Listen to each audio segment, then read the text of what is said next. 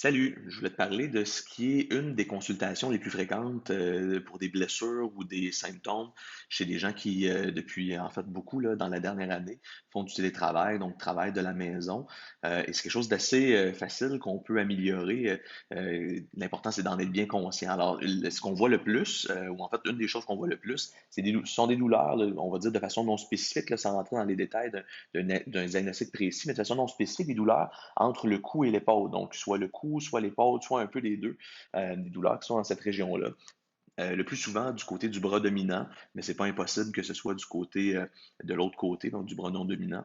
Euh, la plupart du temps, ces pathologies-là sont dues au fait qu'on est longtemps dans une position pour laquelle le corps ne peut pas tolérer d'être dans cette position-là aussi longtemps à cause de la charge corporelle que le corps a sur lui-même finalement. Alors, je vous explique un petit peu. Euh, Quand on travaille, si on travaille à l'ordinateur, donc imaginez que j'ai un ordinateur devant moi. D'ailleurs, en fait, regardez bien, là, je vais prendre mon iPad.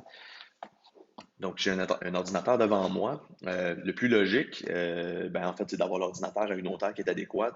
Puis, bon, je pourrais avoir l'ordinateur qui est près de moi pour avoir l'écran pas tellement loin. En fait, il y en a beaucoup d'entre nous là, qui travaillons quand même encore avec des laptops. Évidemment, il y a toute une adaptation qu'on peut faire pour ces ordinateurs-là, mais imaginons qu'on travaille avec un laptop. Alors là, dans cette circonstance-ci, ben, je travaille sur l'ordinateur, j'ai le clavier, etc. Je pourrais dire que c'est pas si mal parce que je suis quand même, on dit que je suis à 90 degrés. Le problème principal dans cette position-là, puis je vais vous le montrer un petit peu si je descends l'écran, c'est que mon bras n'est pas supporté. OK, là, moi, je suis sur un petit banc en ce moment.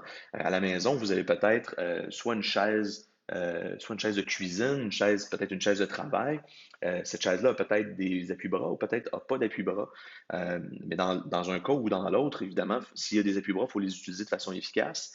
S'il n'y a pas d'appui-bras, évidemment, c'est impossible de supporter à ce moment-là.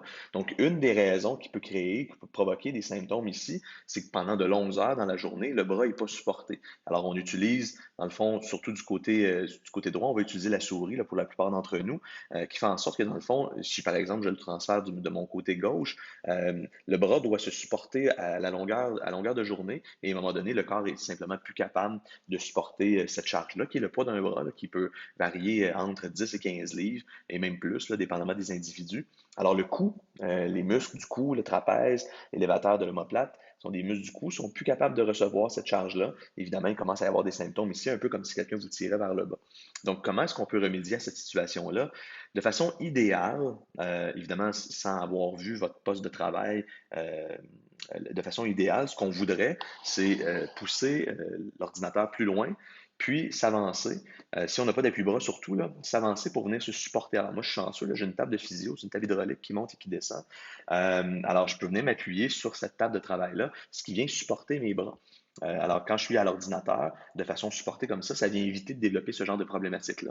Si j'ai des appuis-bras, évidemment, si on veut les utiliser, ben, il faut les placer de façon assez haute, assez haut, en fait, les appuis-bras pour qu'ils puissent venir s'appuyer directement sur la table. Ça peut être aussi d'ajuster la hauteur de la chaise pour venir s'appuyer directement sur la table, pour faire en sorte qu'on serait appuyé sur les appuis-bras. Puis à ce moment-là, ça nous permet d'avoir notre poste de travail un petit peu plus rapproché. Donc, ce qu'on veut, c'est garder environ le 90 degrés au niveau du coude pour pas être vers l'avant. Mais le plus important, c'est vraiment d'être appuyé. Une autre chose, si jamais on n'a pas d'appui-bras puis on décide de s'appuyer sur la table, évidemment, c'est une question d'ajuster la hauteur de la chaise pour permettre à ce que ce soit possible pour avoir les bras bien appuyés pendant le travail à la maison. Alors, essayez ce truc-là. Si vous travaillez de la maison, assurez-vous que vous avez les bras bien appuyés pour essayer d'éviter d'avoir des blessures ou des douleurs là, au niveau de la région du cou, la région cervicale, un peu à l'épaule. Évidemment, des douleurs qui peuvent descendre dans le bras aussi, dépendamment de à quel point est-ce que c'est irrité, puis à quel point est-ce que c'est aigu. Alors, un petit truc pour éviter ce genre de symptômes-là, de s'appuyer, bien appuyer les bras. Évidemment, s'il y a quoi que ce soit qui se produit, ben, vous savez que vous êtes capable de venir nous voir et on peut regarder ce genre de blessures-là ensemble pour s'assurer qu'on utilise les bonnes façons pour pouvoir s'en débarrasser puis continuer à pouvoir faire nos occupations de façon confortable. Alors, je vous dis merci de m'avoir écouté. À la prochaine. Bye bye.